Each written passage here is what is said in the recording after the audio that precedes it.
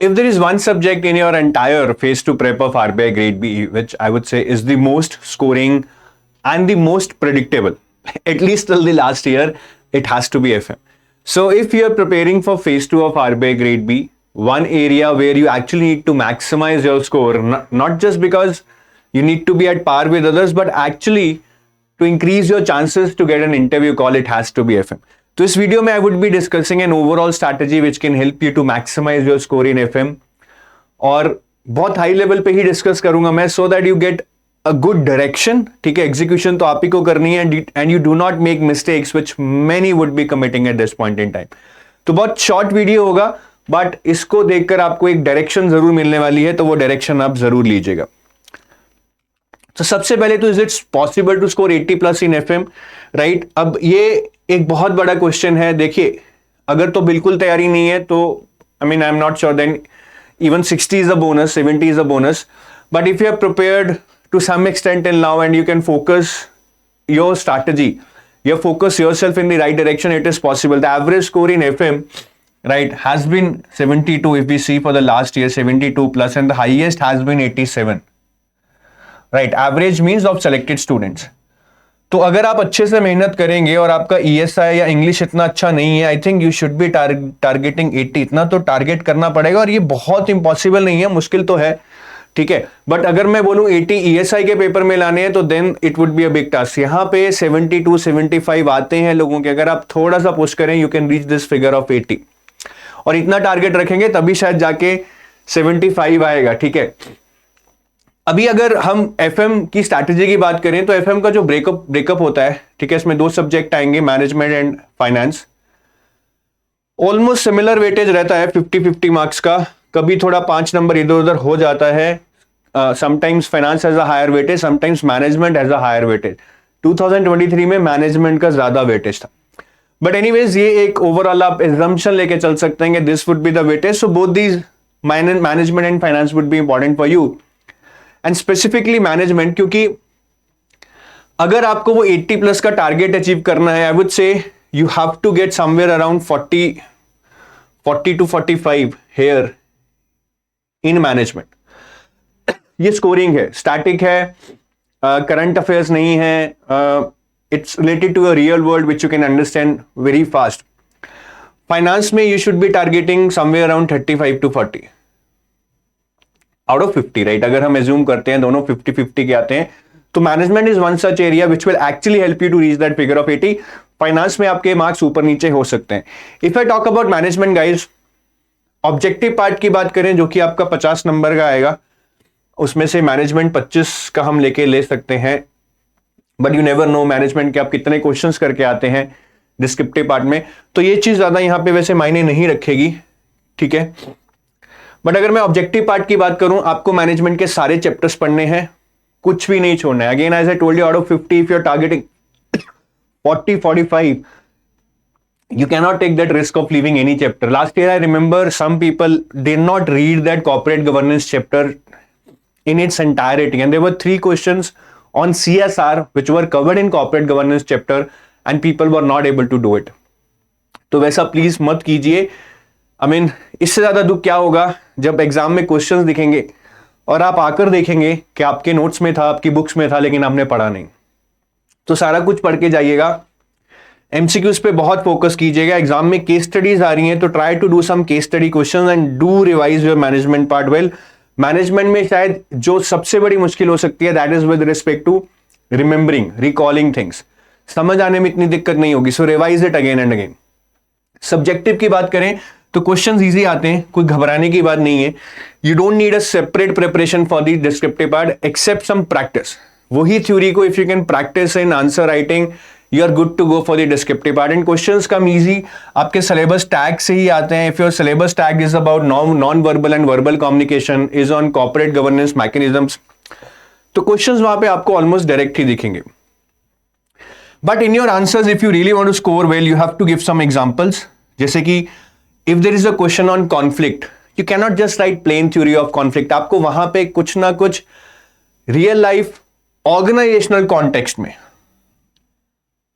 Organisational context मतलब के जो बिजनेसेस हैं, ऑर्गेनाइजेशंस हैं, उनके कॉन्टेक्स्ट में कुछ एग्जांपल्स देने पड़ेंगे.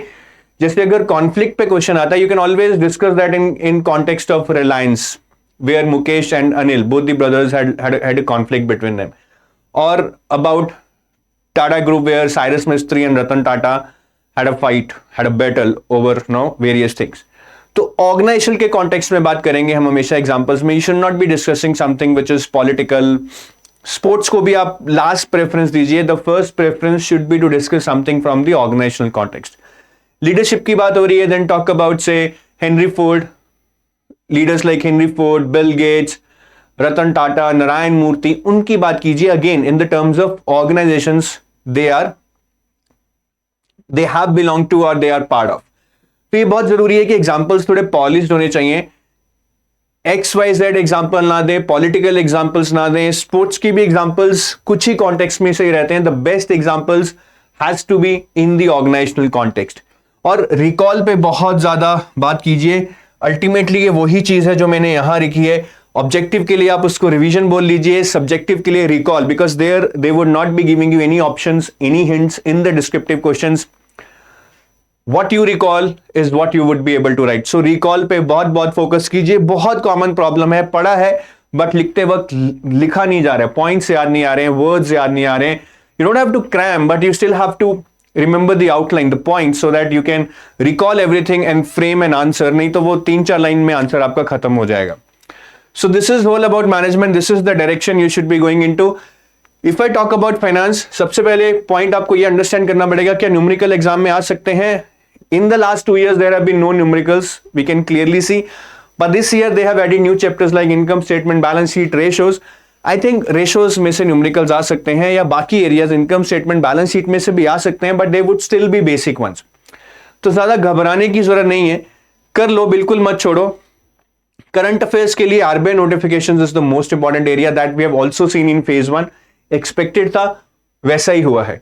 इसके अलावा आई थिंक सेबी की नोटिफिकेशंस या फिर मिनिस्ट्री ऑफ फाइनेंस की कोई इंपॉर्टेंट नोटिफिकेशंस है वो भी कर लीजिएगा, but the best would be RBI notifications. और ये इंपॉर्टेंट चैप्टर्स हैं ऑब्जेक्टिव के लिए.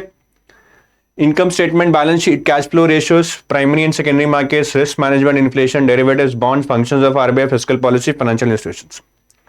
कितना अच्छा होता ना अगर हम ऐसे ही नाम लेते और हमारे चैप्टर्स कंप्लीट हो जाते हैं ना, बट नहीं, आरबीआई का पेपर है भाई, पढ़ना पड़ेगा. Now coming out to this subjective part, यहां पे भी आपको करंट अफेयर बेस्ड क्वेश्चन आ सकते हैं, जैसे कि on the financial stability report, RBI annual report, reports and trends in the banking industry, union budget and economic survey. तो इन रिपोर्ट्स को अच्छे से कर लीजिएगा. Last year also there was a question on FSR, though it came in economics, but this time they can also ask in finance. और current affairs में last year 2 question आए थे, एक एलटीआरओ पे आया था, एक ब्लॉकचेन टेक्नोलॉजी भी आया था. Both were in news at that point in time. So ऐसे कुछ टर्म्स पे क्वेश्चन आ सकते हैं. बट अगेन फाइनेंस में अगर करंट अफेयर बेस्ड क्वेश्चन आते हैं और आपको नहीं भी आते, still you would have a saviour, because अगर आप मैनेजमेंट पार्ट अच्छे से करके जाएंगे, आप मैनेजमेंट पार्ट से मैक्सिमम क्वेश्चंस कर जाएंगे, जो कि आपको 6 में से 4 करने हैं. तो अगर आप 3 क्वेश्चन मैनेजमेंट के कर लें, फाइनेंस का आपको एक ही करना होगा. ठीक है, अनलेस अनटिल की बहुत ही वियर्ड कॉम्बिनेशन आ गया कि फाइनेंस का करना ही पड़ रहा है, क्योंकि 15 मार्क के तीनों फाइनेंस के हैं, फिर तो आपको करना ही पड़ेंगे. तो ये हमारे करंट अफेयर्स में से चीजें हैं जिनमें से सब्जेक्टिव पूछ सकते हैं. बाकी सब्जेक्टिव के लिए कुछ चैप्टर्स हैं जो मुझे लगता है बने ही सब्जेक्टिव के लिए हैं भाई. फाइनेंशियल इंक्लूजन हो गया, डिजिटल पेमेंट्स हो गया, IT in banking and finance, GFS and it's impact on India, PPP, corporate governance, functions of RBI, monetary policy, banking system structure and concerns. मतलब ये चैप्टर्स तो इनमें कुछ इतना लॉजिकल नहीं है, इट्स ऑल अबाउट डिस्क्रिप्टिव. जैसे global financial and it's impact on India, मतलब इसमें से ऑब्जेक्टिव आने के बहुत कम चांस है, बट डिस्क्रिप्टिव आने के बहुत ज्यादा चांस है. तो इन चैप्टर्स को अच्छे से पढ़ लीजिएगा. बाकी इनमें से भी आ सकते हैं सब्जेक्टिव. रिस्क मैनेजमेंट यहां पे मैंने नहीं लिखा, आ सकता है. Short note on primary secondary markets आ सकता है. बट अगर आपने इन चैप्टर्स को ऑब्जेक्टिव के लिए पढ़ लिया, आई एज्यूम कि आप डिस्क्रिप्टिव इतना तो लिख ही लेंगे कि शायद 1 मार्क कम आ जाए, but you would be able to do good. But इन चैप्टर्स को अच्छे से कर लीजिएगा, क्योंकि इनमें थ्योरी है और डिस्क्रिप्टिव में जितना थ्योरी रिकॉल कर पाएंगे उतना ही अच्छा होगा. So this is the overall about finance guys. ठीक है, तो यही एक स्ट्रैटेजी है, मैं ज्यादा नहीं खींचूंगा, इतना तो टाइम भी नहीं है कि हम बहुत घुसकर चीजों को पढ़ें. तो जिन्होंने पहले किया हुआ है वो इसी स्ट्रैटेजी को लेकर थोड़ा रिवीजन करें, जिन्होंने नहीं किया है इसी स्ट्रैटेजी को लेकर कुछ चैप्टर्स को करने की कोशिश करें. And if you are looking for assisted preparation, तो हमने एक क्रैश कोर्स लॉन्च किया है जिसके लाइव क्लासेस आज से शुरू हो गए हैं 14 जुलाई से। सो लाइव क्लासेस में बेसिकली आपको लाइव क्लासेस तो मिलेंगे ही, बाकी चैप्टर वाइज शॉर्ट नोट्स मिलेंगे, माइंड मैप्स मिलेंगे विच can help you in recall, जिसकी मैं बात कर रहा था, पूरे करंट अफेयर्स मिलेंगे, उनके एमसीक्यूज मिलेंगे, इवैल्यूएशन मिलेगी आपको, जितने भी आपके टेस्ट होंगे सारे टेस्ट की जो हमने कोर्स में दिए हैं आपको एक डेडिकेटेड इवैल्यूएशन मिलेगी, फीडबैक मिलेगी, रेटिंग मिलेगी ऑन डिफरेंट पैरामीटर्स, जिसको यूज कर आप पता लगा सकते हैं कि आपको क्या चीजें इंप्रूव करनी है। बाकी सिर्फ टेस्ट सीरीज भी है, लेकिन इसमें आपको कुछ भी मतलब नोट्स नहीं मिलेंगे, कोई भी आपको माइंड मैप्स नहीं मिलेंगे, सिर्फ टेस्ट मिलेंगे आपको chapter wise on ESI, FM, ठीक है, और ईएसआई के डिस्क्रिप्टिव मॉडल क्वेश्चंस, एफएम के descriptive model questions, current affairs के एमसीक्यूज, कोई पीडीएफ नहीं मिलेंगे, फुल लेंथ टेस्ट मिलेंगे, ठीक है। वो फुल लेंथ टेस्ट आपको इधर भी मिलेंगे, यहां पे लिखा नहीं हुआ है, बट फुल लेंथ टेस्ट आपको इस क्रैश कोर्स में भी मिलेंगे, ठीक है, और इवैल्यूएशन भी मिलेगी। इंपैक्टली सॉरी, मतलब उन्होंने किया क्या, ये टेस्ट सीरीज हमने मेंशन कर दिया, तो सारी टेस्ट सीरीज जो इधर लिखी है वो इधर तो आपको मिलेगी ही मिलेगी, ये वाली टेस्ट सीरीज आपको क्रैश कोर्स में तो मिलेगी ही मिलेगी, ठीक है। और इसका लिंक डिस्क्रिप्शन में है, चेक कर सकते हैं आप जाकर, फ्लैट 50% ऑफ है, सारी डिटेल्स आपको वहां मिल जाए। So that's it from my side. थोड़ा मेरा सांस फूल रहा है, I am not feeling well since last 2-3 days, chest congestion है, so I am not sure, maybe I am not able to deliver that well in this video, but I hope कि आपको चीजें clear हो गई होंगी, and I would need your blessings to be to be on my fully to be on my full energy in the next 2-3 days, ताकि हम phase 2 की चीजें और भी अच्छे से डिस्कस कर सकें। So I would need your blessings, I would need your luck, और मैं ये चाहूंगा आप सारे अच्छे से तैयारी करें और बिल्कुल फोड़ दें। एफएम का पेपर तो मतलब फोड़ना ही पड़ेगा अगर आपको कोई भी चांस बनाना है अपना कि आप इंटरव्यू कॉल के पास पहुंच सकें। So for that I take your leave, have a nice day, bye bye, जय हिंद।